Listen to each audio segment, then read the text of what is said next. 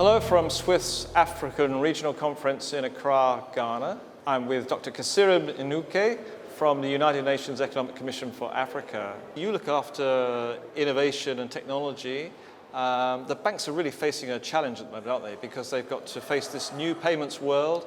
How do you think they're responding?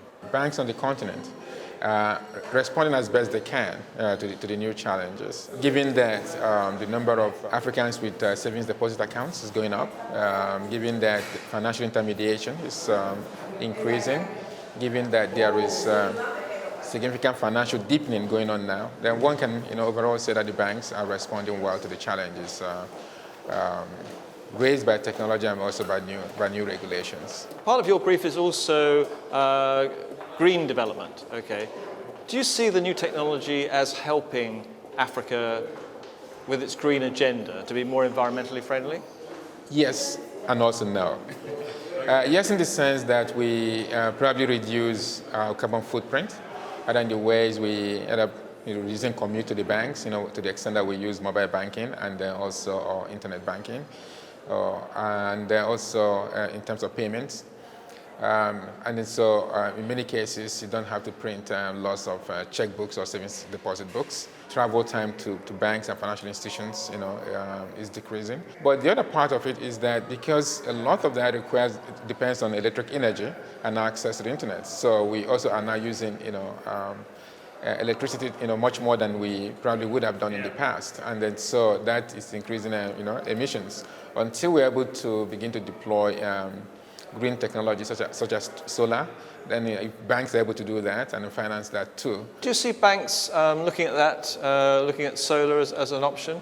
No, not really. And that is tragic. I would like to think that banks should be able to look at solar as an option, at least in some, in those countries where we have, significant frequency of brownouts and blackouts, these days, and where you have abundant sunshine, solar energy, they should be able to do that.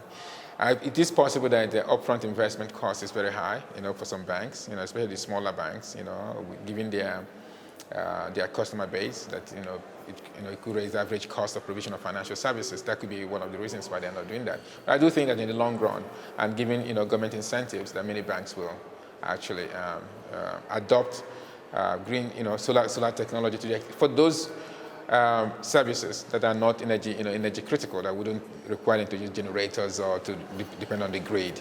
So I think that's something they could do. And what do you think the prospects are for the new technology in banks to help with the challenge of financial inclusion? I think the possibilities are great, and the challenges are also enormous. Very fast penetration of smartphones that we actually are expanding access. But we also do know that the cost of mobile broadband access is very high on the continent relative to disposable income. Of course, we're beginning to have more and more smartphones that are cheaper, and so the cost of handset is falling. Then you can the two reductions in cost. Then you can actually expand access. And there is also the other issue, which is that for some countries, you really have to also have a language component to this, because much of the new technologies are based on a foreign languge, English or French, and a lot of people don't speak English or French or Portuguese. And that is a barrier that needs to be addressed, and that for many financial institutions will actually increase the cost of provision. The cost of complying with regulation is also because banks exist to do two things in some cases: to promote intertemporal consumption, and then for financial intermediation. And then so if some of these technologies can actually pose a threat to the traditional functions of banks, and if banks no longer do that, pool resources, promote financial intermediation, promote intertemporal consumption, then who knows what the financial system could be. What about the regulatory side? I mean, you mentioned that you have a lot of compliance issues, especially around all the new regulations. Some we were mentioning earlier, PSD2 and so forth. Can the technology help with that, though? Technology can help banks actually have a sense of the regulations they have to comply with. In many cases, many of them don't. And to the extent that it is possible to actually, follow through the transactions. In some cases, the banks themselves will actually do the KYCs themselves. Once you have a clear tracing of the transactions that do occur.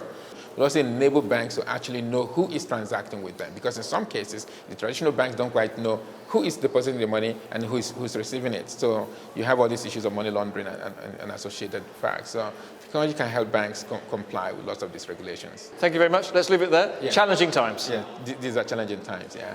Thank you very much for having me.